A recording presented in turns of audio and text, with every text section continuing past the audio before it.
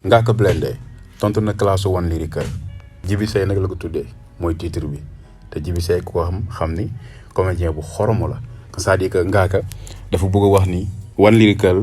yow ab comédien nga rek comme ni ngeen seetaanee vidéo bi ay mbër wër Ngaaka sampu ndënd wane ni moom mooy champion bi moom mooy king ba léegi mais refrain bi yéen a ngi dégg Ngaaka naan papi arrêtel du ma sa morom arrête son excellence kenn du ko yab ci sareet mooy maanaam Ngaaka moom mooy président bi du dugg ci ay sareet quoi maanaam kenn du ko yab ci ay sareet quoi toujours xam nga comme ni président di def quoi loolu muy wax wan ba tey ni ko man bokkuma ak yow quoi man maa lay jiite ba pare muy wax naan ban rappeur moo si topp ban rappeur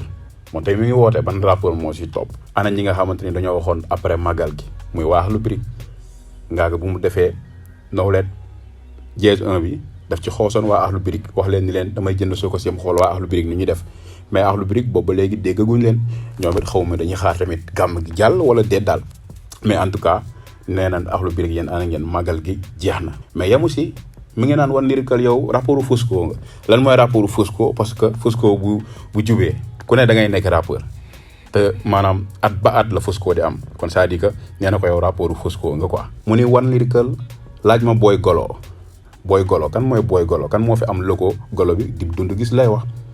mu ni Dip dem na ba dafa jàpp ni dañ ko doon soto parce que boo xoolee am na classe bu njëkkoon boo xamante ni One duggoon na si Ngaaka Blindé ak Dip Doundou Guiss jamono boobu Ngaaka ak One Lyrical amuñu ko woon problème moo taxoon mu ñëw di ko leeral fii ni ko laaj ko Boy Golo mi jàppoon ni dañ ko doon soto c'est-à-dire que kon jamono boobu noonu ku nekk yaa ngi woon sa bopp nekkul woon soto quoi kon lii da koy confirmer moo tax Ngaaka ni ko laaj ma Dip Doundou Guiss parce que Dip moo am logo golo gi mais Ngaaka tamit mun na tooñ quoi mu ni Djiby ana sa oto Gambie bi matricule Banjul loolu moom non Ngaaka sérieux wul quoi sérieux wul mu ni One Lyrical One batterie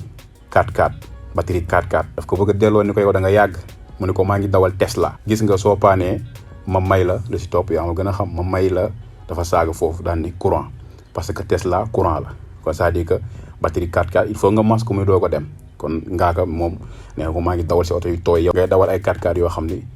batterie lay am loolu moo nekk tontu Ngaaka bi Ngaaka nag dinaa indiwaat détail Instagram la fay xew comme ni ma leen koy defalee yëpp mu ngi kaañoo foofu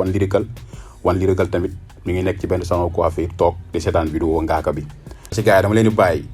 ak outro vidéo bi ngeen seetaan Ngaaka parce que mi ngi bind si kaw leeral day leeral nag lu tax mu tontu One Lyrical aussi tamit muy wax ñi mu soxla muy waa Akhlou Brick Paradise ñoom nee na leen màggal gu weesu na gars yi saan leen vidéo bi su ngeen paree yéen tamit commentaire ci suuf seen réaction